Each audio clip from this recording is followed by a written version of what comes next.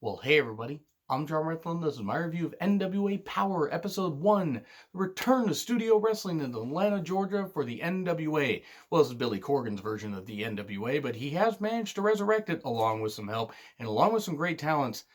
I really was very impressed with this nostalgia throwback and everything.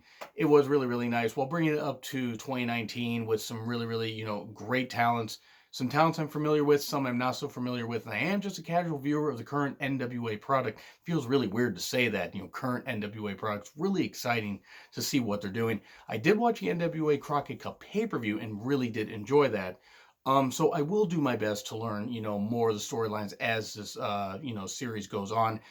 And really, I'm going to be trying to review this every single week, Tuesday night / Wednesday morning, since I do work late Tuesdays. But anyway, we get a cool opening with a nice video package of, the song Into the Fire. They run down some of the roster you're going to see tonight. Nick Aldis, Tim Storm, James Storm, a couple too many Storms on this roster. I kid. And then also Eli Drake. And we get Jim Cornette and Joe Galli on commentary. I am a big fan of Jim Cornette. I do want to say that much. I know that he's divisive. I don't always agree with every single thing he says, but I've always found Jim entertaining, if not controversial. And I think Joe Galli actually was very good as well. He was a nice sports entertainment, or not even sports entertainment, sports-oriented voice. And Jim Cornette providing the entertainment and the knowledge of, having worked in the old Crockett promotion. And Cornette runs down, the history of studio wrestling in Atlanta. That was pretty good stuff. Nick Aldis gets interviewed by David Marquez. Talks about himself and the roster. Great promo. Nick Aldis is absolutely tremendous. I love Nick Aldis. I think he is absolutely wonderful. He has been great in Impact and great since leaving. He's been great NWA champion and really is just absolute shining star in wrestling. I mean, all of wrestling. The guy is great. Took him a bit to find his feet in Impact, mainly because of some of the shit that they were giving him, but I liked him in the British Invasion. I liked him getting a singles run. He's just been great ever since leaving there. Really has been great. And then we get a team of the Dawsons, big brawlers and everything, versus Sal Renaro, I hope I pronounced that right, and Billy Buck. This was a squash. It was just a throwback to the squash matches where you have a big burly team that you want to smash over and everything. They beat up two jobbers, and that was pretty much it. They have a promo. They're here to stay in the NWA. They're here to run roughshod. Some good stuff. Then we get Austin Idol, promotional, it's promotional material and everything. It's for his wrestling college. This was pretty entertaining. I mean, it's an Austin Idol, throwback and everything. That was some pretty good stuff. And then we get Joe interviewing Eli Drake. Eli Drake, one of the best promos going on in wrestling today. It's great Impact, great and great here. It really is great to see just how well he is doing. I mean, he's almost a better promo than he is a wrestler in the ring, and that I don't mean to knock that, but his promos are so goddamn good that it's almost impossible for his wrestling to be as good. However, he is quite good in the ring and has had a good series of matches and had a pretty good run in Impact. So it's Eli Drake versus Caleb Conley, who I have seen before. I can't remember if it was on an episode of NXT or if it was maybe as a jobber like on WWE TV, I believe, or something. I do know I've seen him before. And this is actually a pretty decently competitive match. There was no doubt that Eli Drake was going to win, but Caleb got some quickness, and then Eli takes over. Caleb does come back, and we got a nice twist, twisting splash over the ropes. That was some pretty good stuff. I really did enjoy that. And then Eli gets the win. Of course, he gets the win. I mean, that there was no doubt there. We get recaps of Tim Storm and Nick Aldis, their history and everything, of how Tim Storm held the championship. Aldis beat him, and now is his last chance to face Aldis for the championship. If he doesn't win, he will never get a shot. And then we get Josephus, who won Storm. He just won Storm out here. He won Storm, but he didn't specify. And James Storm comes out. And James Storm is like, well, hey, it's like, run him down, everything. You play wrestle, but I actually wrestle. And they brawl some. And this isn't the last time we see them. We then get the wild cards, which is Royce Isaac and Tom Latimer. I believe that's what he's going by. Tom Latimer, Bram, basically. Bram from Impact. They face off against Danny White and Mims, and it was a squash. It was a total squash. I've seen Royce Isaacs actually at a couple Defy Northwest wrestling shows as a member of the Team 1%. The guy is great. He is absolutely great. And I'm really very, very, very happy for his success. And then, so yeah, they have an interview afterwards. They're run down. They're the NWA Tag Team Champions. Eddie Kingston comes out and cuts a pretty good promo saying, hey, you say you run this place, but me and my partner, we're gonna get you, this kind of stuff. He summed it up better than I could. But Homicide comes in. Homicide, who I actually been a fan of since he teamed up with Hernandez as part of LAX and Impact years ago. And yeah, they're doing this, and then Josephus and James Storm are battling again and everything. And I, again, love James Storm. He's a member of America's Most Wanted, Beer Money.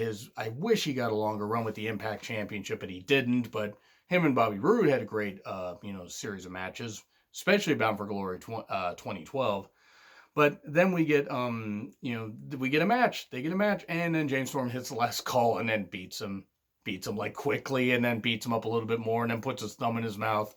Puts Joseph's thumb in his mouth, and then puts him to bed, like putting the baby to bed. That was some good stuff. Tim Storm video package. This was great.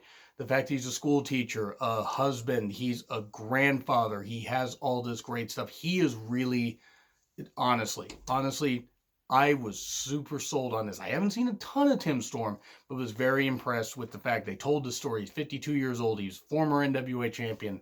Was about to hang it up, but won the championship, held it for like 400 something days, and then lost it and has wanted to gain it back and isn't sure if he really has it anymore, but wants to give it one more shot because Nick Aldis gave him one more shot. Then he had an interview which was fucking great. It was his interview was you could have put this on Crockett and it would have absolutely been great. The interview that he did was absolutely great, just talking about, I have to win. I can't have my 94-year-old mom watch this. I didn't want to tell her about it, because then she would ask, did you get hurt?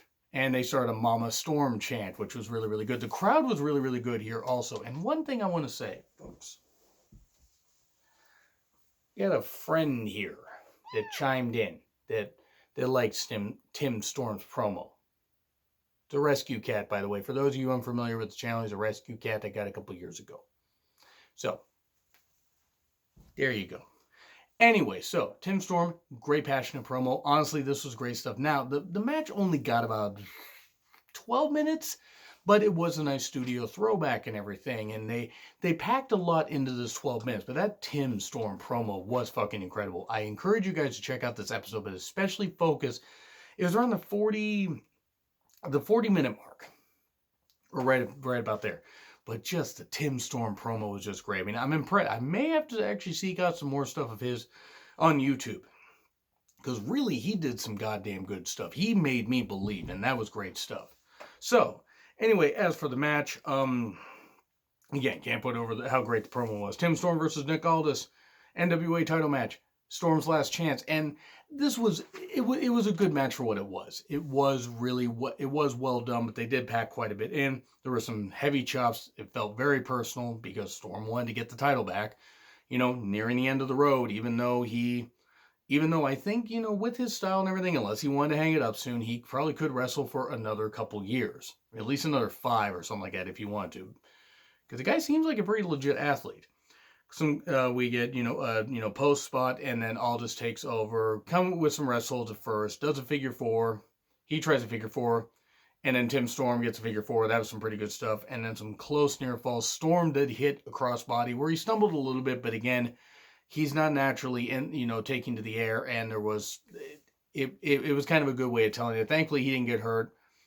And it was pretty well done. It was like the old veteran against the younger guy that has come along and taken his title. Really, really classic stuff that they were telling. Big elbow to the back by Aldis, and then the cloverleaf.